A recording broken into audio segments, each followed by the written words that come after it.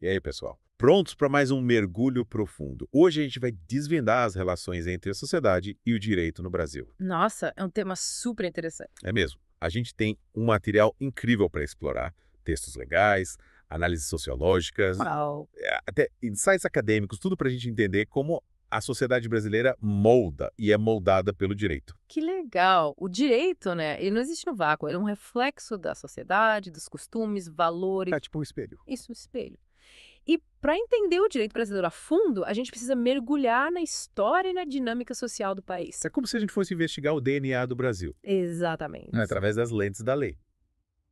Falando em história, que tal a gente começar com a evolução do direito de família no Brasil? Boa! A transformação do direito de família é um exemplo perfeito de como a sociedade brasileira evoluiu. Se a gente comparar as ordenações filipinas com aquela estrutura patriarcal rígida, Sei.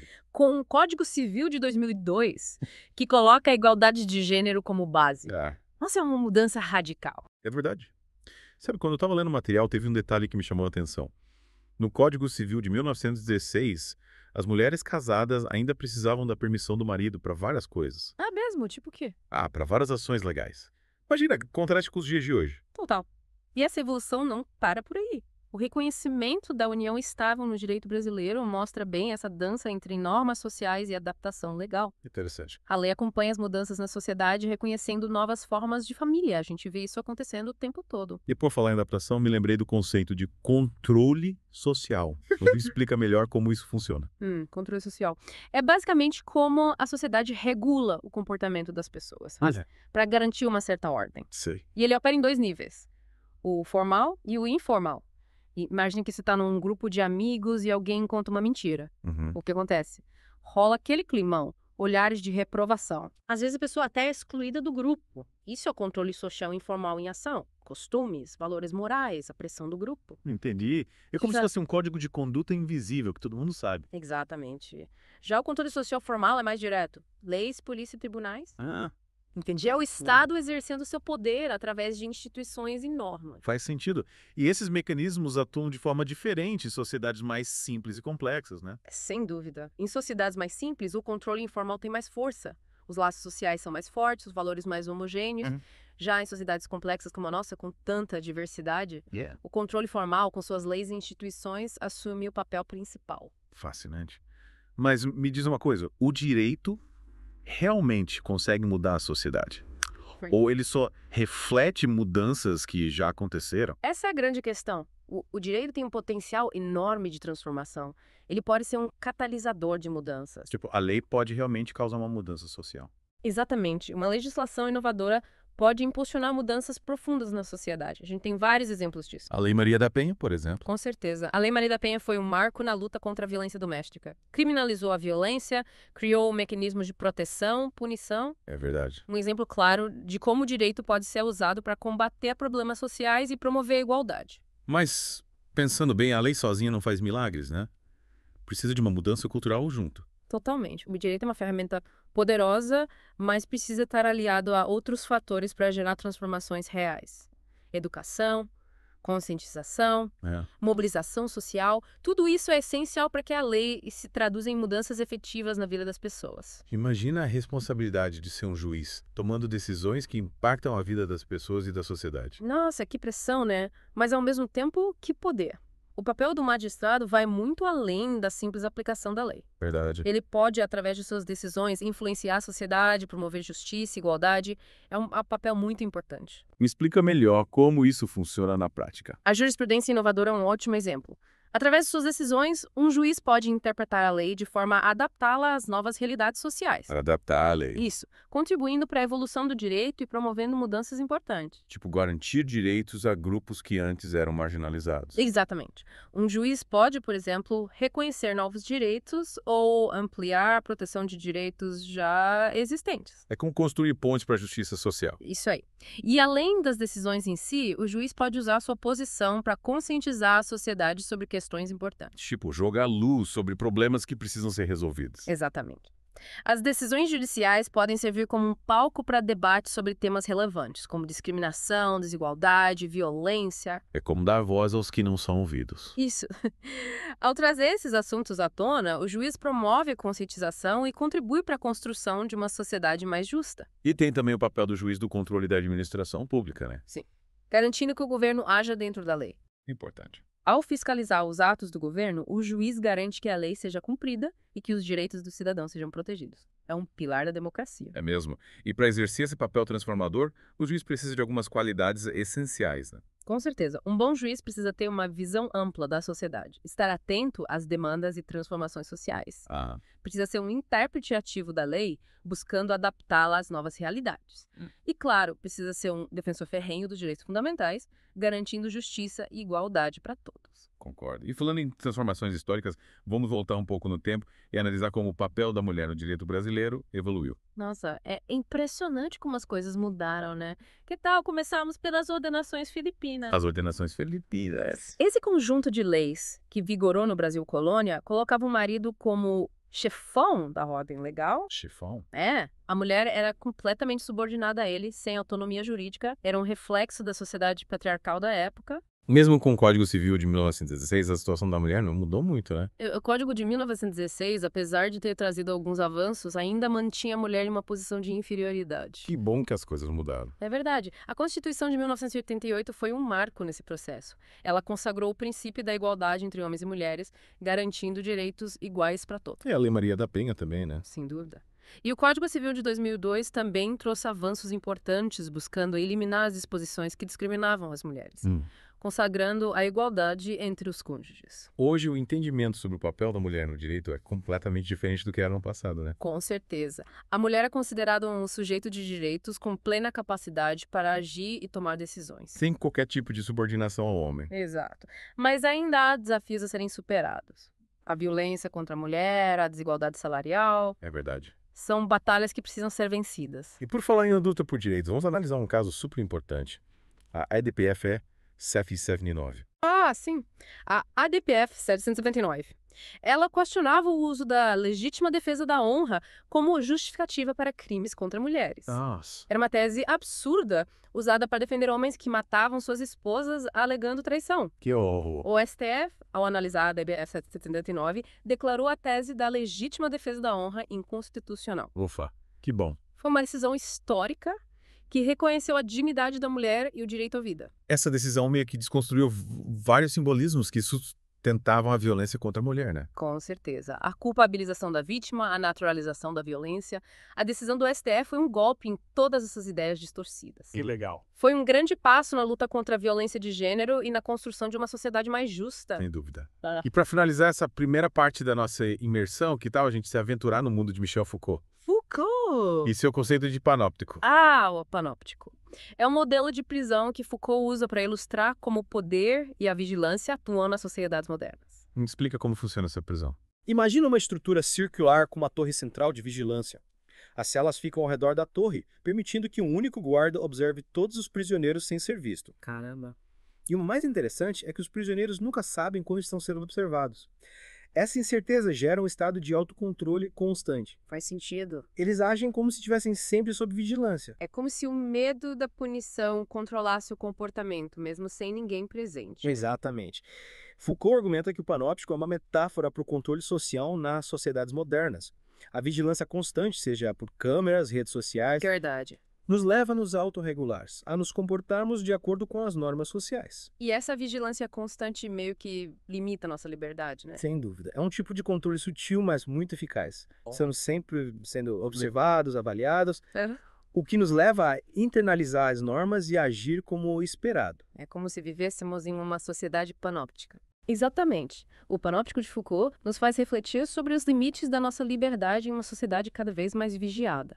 E essa reflexão é essencial para a gente questionar as estruturas de poder e lutar por uma sociedade mais justa e livre. Com certeza. Precisamos estar atentos aos mecanismos de controle social e buscar formas de resistir à vigilância excessiva. É isso aí, preservando nossa individualidade e nossa liberdade. Bora continuar nossa viagem pelo direito brasileiro. Na primeira parte, a gente viu como as relações sociais influenciam o direito.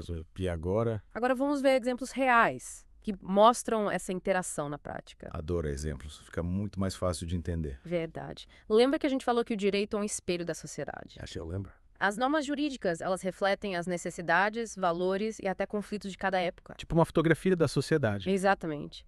E essa adaptação do direito à realidade social rola em vários níveis, começando pela própria criação do direito.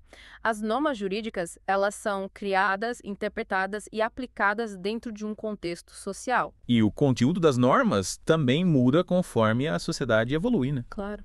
O direito de família é um ótimo exemplo. Ele mudou muito ao longo do tempo, acompanhando as mudanças nas relações familiares, aumento da participação da mulher no mercado do trabalho, diversidade de configurações familiares, novos direitos. É verdade. Tudo isso impactou o direito de família. E as leis antidiscriminatórias também, né? Com certeza. A criminalização do racismo, a proteção dos direitos LGBTQI+, era mais a garantia de acessibilidade para pessoas com deficiência, são exemplos de como o direito combate a discriminação. E promover inclusão social. Exato. É inspirador ver como a lei pode ser uma ferramenta para construir uma sociedade mais justa. Mas me diz uma coisa, a aplicação do direito também é influenciada pelas relações sociais.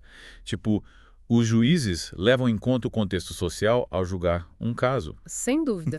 Os juízes, na hora de decidir, não olham só para a lei. Eles consideram os fatos sociais, valores da comunidade, as expectativas das partes.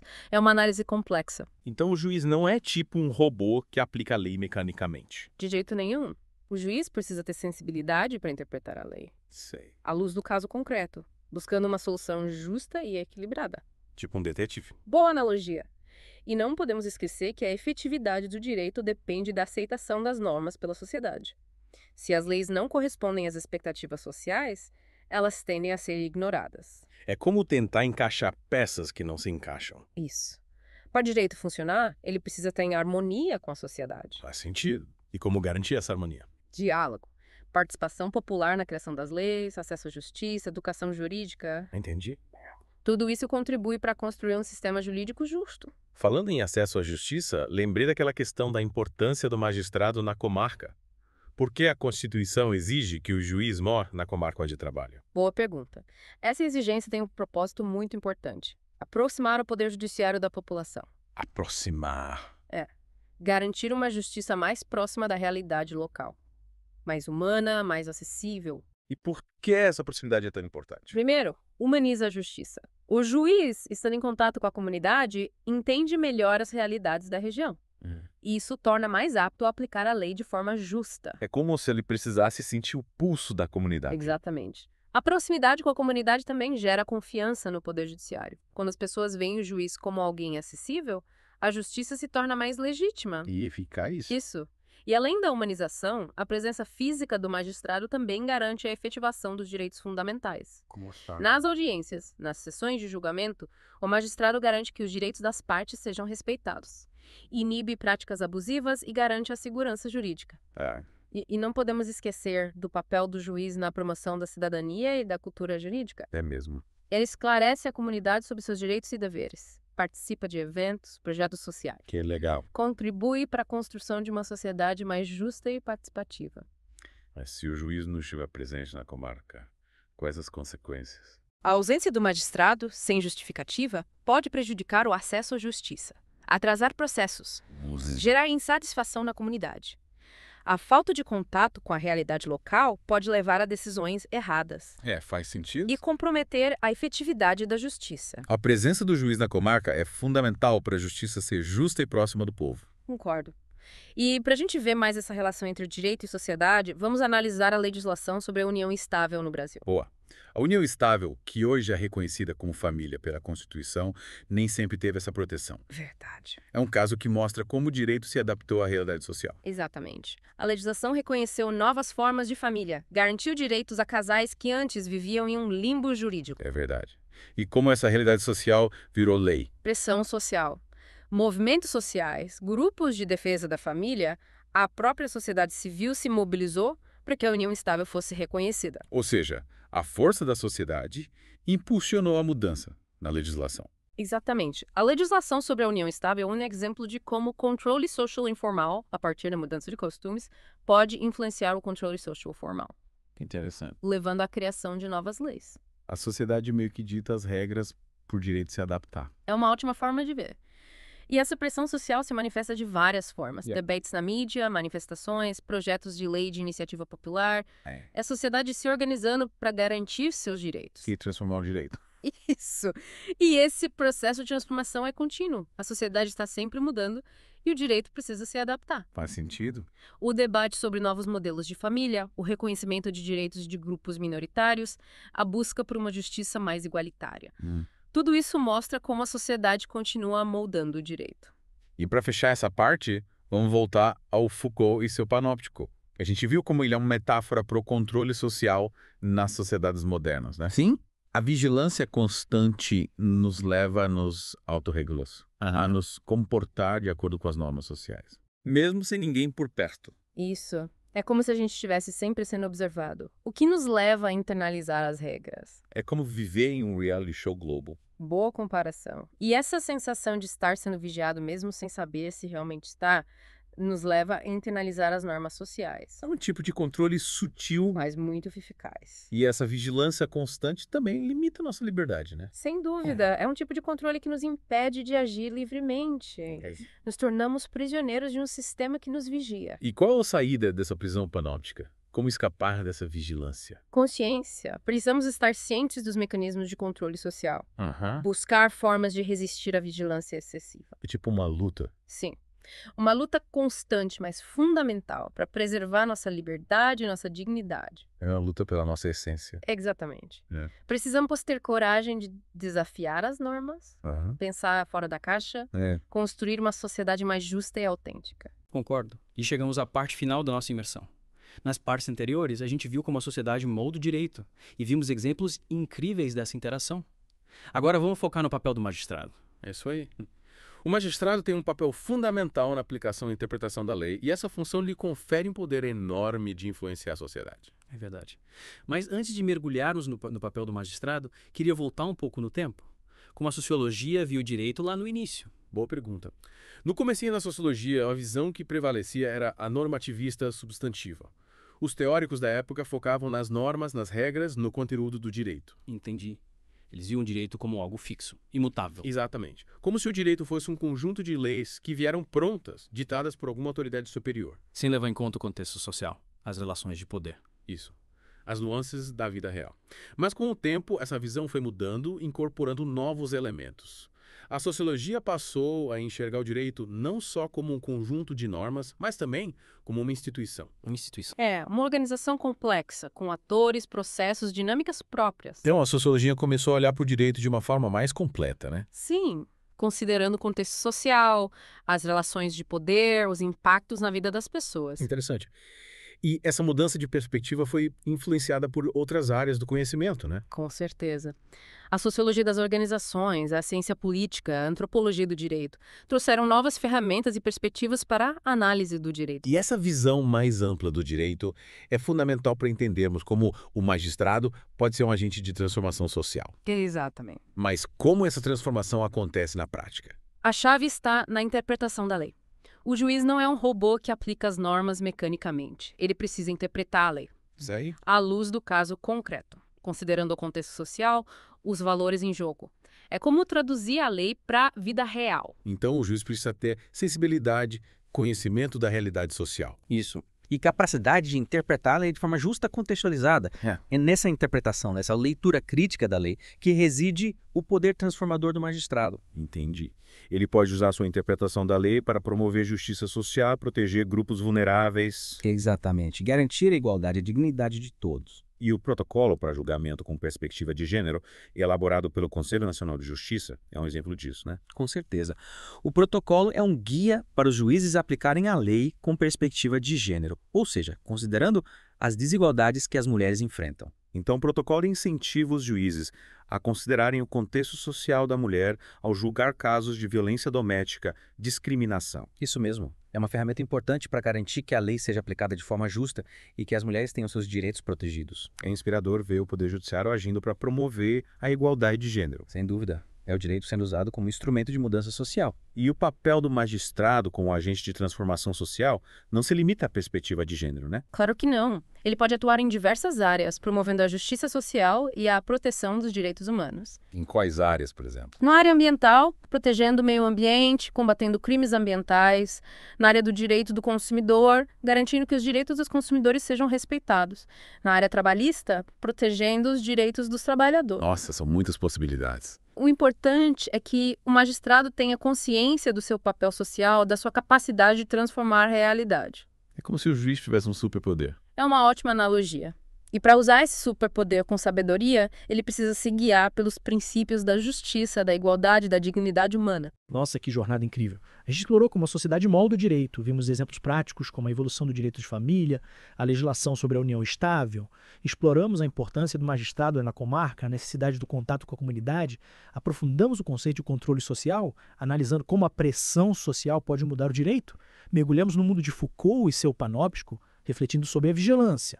E finalizamos analisando o papel do magistrado como agente de transformação social. E a grande lição que fica é que o direito, quando usado com sabedoria e justiça, pode ser uma ferramenta poderosa para construir um mundo melhor. É isso aí. Esperamos que vocês tenham gostado da nossa imersão e que continuem explorando esse tema. Até a próxima.